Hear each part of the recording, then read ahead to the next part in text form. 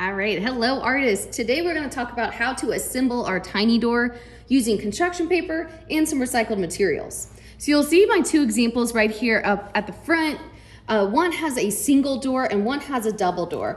We're going to talk about how to create both of these different doors today and how to assemble those. So let's go ahead and get started. First thing you're going to do is take your construction paper. This year we are going to be using some black construction paper to create a nice background. And the first step you want to do is make sure you are folding your sheet of paper hamburger style in half. So once I do that, I've lined up the edges of my paper. I'm going to hold with my fingers and then press and crease that paper. So it's almost like a little book here. My second step is going to be to grab my recycled paper. So I've already cut this paper down for you guys. All you need to do is essentially glue it to your base. So this is your base and this is the recycled paper. You'll see on mine, I've got a little bit of writing, I've got a little bit of the Kroger sign, no problem at all. I'm gonna glue that side down so that that's not visible for my tiny door. So what I'm gonna do is I'm gonna take my trusty glue stick, make sure to remove that cap, and I'm going to glue first the edge of my paper, and then I'm gonna create a big X in the middle. And that's all I need to do, but I do wanna make sure that I'm moving quickly so my glue doesn't dry. So I'm gonna go ahead around that edge.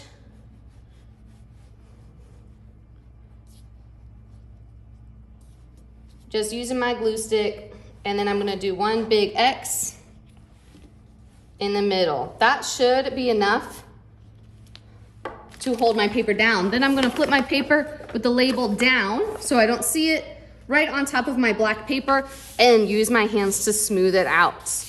Once I've smoothed it out for about 10 seconds or so it's nice, oh, and it adhered on there, I'm gonna flip it over and do the same thing on the back side. So you can see it wasn't perfectly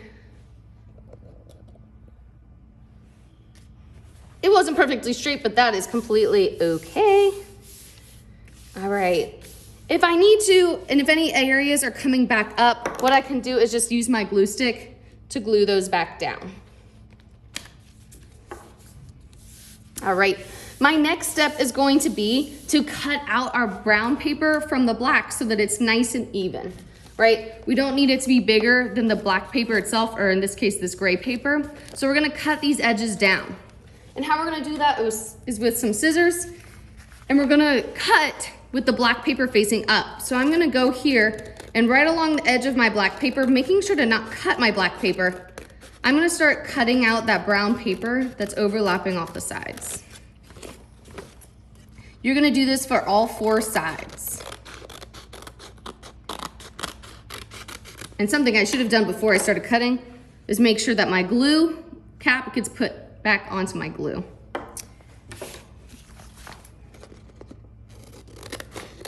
So I'm almost finished here. I'm cutting off that extra paper, going nice and slow so I get nice straight lines. And once I move my trash to the side, voila. I've got the beginning of my door where it opens with my paper, and I have the brown paper on top. I'm gonna go ahead and pause here so you guys can work on this part, and then we'll talk about how we're gonna add in the door.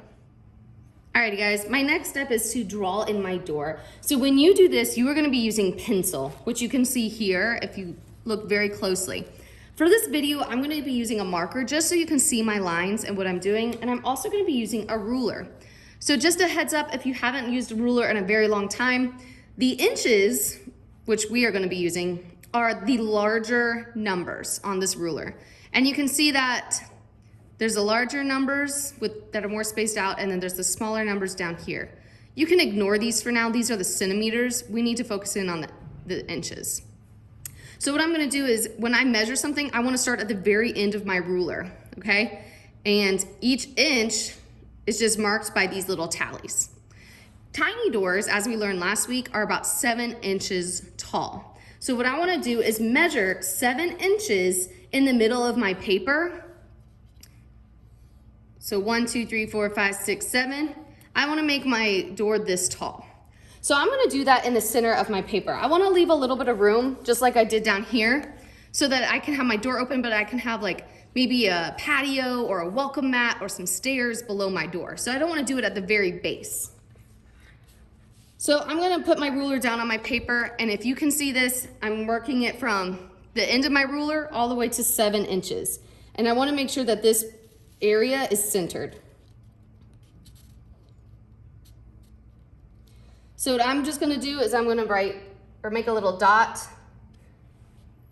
at the base of my ruler and then at the 7 inches mark. Now, how big your door is completely up to you. I like to go at least 4 inches, possibly even 5.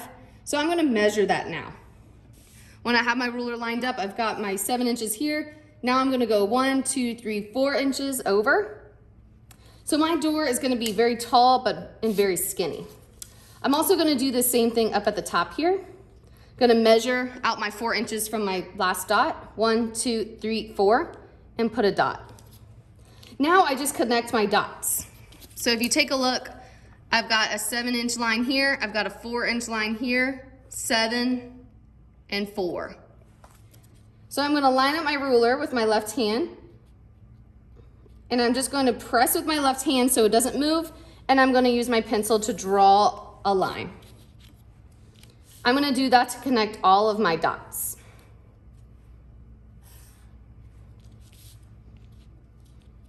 And that is how you make a straight rectangle opening for a door. Now, the great thing about using an eraser is if you make a mistake, you can always erase. Now I need to decide, was my door gonna be a double door or a single? At this point, because I made my door a little skinny, I would probably make it a single door. So all I would have to do is cut on these 3 sides. Don't worry about that. I am actually going to be doing this part for you before next class. So you'll just want to make sure that on the back of your paper, you're writing your first and last name and either marking 1 or 2 door entrance. So for me, I want a 1 door. And I'm going to put that on the back of my paper so that Ms. Morrow knows where to cut my lines.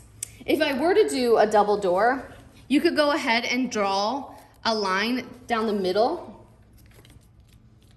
to show that, hey, Ms. Morrow, I want you to make sure that you are cutting my door in half as well as on the sides. So what I could do, since my door is 4 inches wide, I will mark the 2 inches, and then I'm just going to draw my straight line down the middle of my door.